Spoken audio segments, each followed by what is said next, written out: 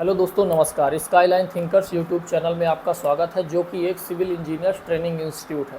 दोस्तों, आज हम बात करने वाले हैं कि अवैध कॉलोनी में बिल्डिंग परमिशन कैसे लें, या फिर आपका प्लॉट यदि अवैध कॉलोनी में है तो वहाँ पे हम परमिशन कैसे कराएं।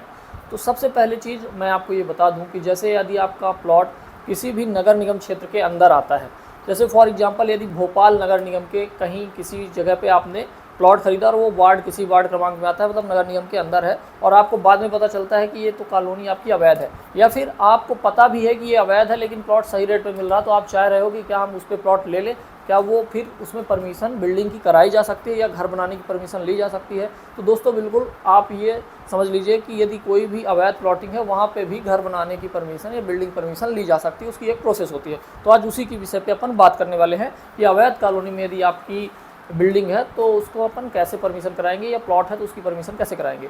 तो सबसे पहले दोस्तों मैं आपको बता दूं, यदि प्लॉटिंग अवैध पे है तो उसको नियमितीकरण करता है एक समय के बाद नगर निगम। क्या करता है कि जैसे कोई एक प्लॉटिंग है, उसका जो कॉलोनाइजर था या प्लॉटिंग करने वाला था, उसने क्या किया कि प्लॉटिंग करके छोटे छोटे प्लॉट बेचा और फिर वो निकल लिया। अब आपकी रिस्पॉन्सिबिलिटी हो गई, आप प्लॉट खरीद लिए। तो नगर निगम क्या करता है कि उस प्लॉटिंग को नियमितीकरण में लाता है, मतलब वैध की प्रक्रिया करता है, और वहाँ पे हर जितने भी प्लॉट है सबके हिसाब से एक रेट डिसाइड होता है पूरी प्लॉटिंग का। उस खसरे नंबर की एक प्लॉटिंग का रेट डिसाइड होता है कि इतने रुपए स्क्वायर फीट में सबको पैसा देना पड़ेगा, जिससे उनका पार्टिकुलर प्लॉट जो है वो वैध कर दिया जाएगा।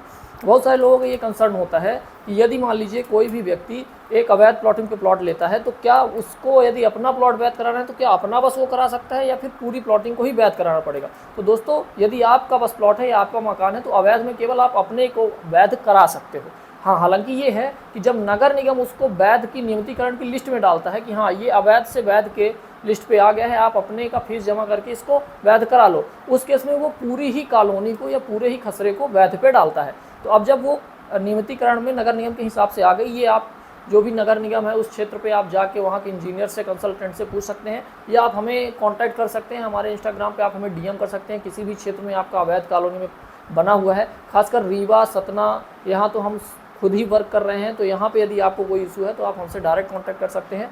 तो दोस्तों, जैसे ही आपका अवैध कॉलोनी में है और नियमितीकरण में वो कॉलोनी आ जाती है तो हम लोग जैसे कंसल्टेंट हैं, हम लोगों को पता चल जाता है कि ये नियमितीकरण में आ गई है। तो उस केस में आप क्या करते हैं कि आपका जो घर है, आपका जो प्लॉट है, एक रेट के हिसाब से डिमांड नोट जनरेट हो जाती है। अब जैसे मान लीजिए 20 रुपये या 40 रुपये स्क्वायर फीट, आपका 1000 स्क्वायर फीट का जो प्लॉट है वो अवैध में था, तो नगर निगम क्या करता है 40 रुपये स्क्वायर फीट के हिसाब से आपको डिमांड नोट जनरेट कराता है या पेनाल्टी देने को बोलता है, ताकि आपका अवैध से वैध हो जाए। अब 40 रुपये के हिसाब से 1000 स्क्वायर फीट का आपका 40,000 रुपये हो जाता है, तो जिसमें 50% नगर निगम स्वयं भरता है और 50% आपको देना पड़ता है। मतलब आपको 20,000 रुपये एक्स्ट्रा पहले देने पड़ते हैं ताकि आपका जो प्लॉट है अवैध से वैध हो जाए। अब जब वो 20,000 आप जमा करते हो तो उसकी एक रसीद आपको मिलती है, डिमांड नोट जनरेट होती है और उसकी रसीद मिलती है, और वही रसीद जब आपको मिल जाती है तो आपका प्लॉट वैध हो जाता है। अब आपके प्लॉट को आप जिस सिंपल तरीके से नगर निगम कंसल्टेंट के पास जाके अपनी फाइल लगा के और वो जो आपका डिमांड नोट मिला है उसको वो अटैच करेंगे और आपकी फाइल आगे बढ़ जाएगी। इस तरह से आपके प्लॉट की और मकान की परमिशन हो सकती है।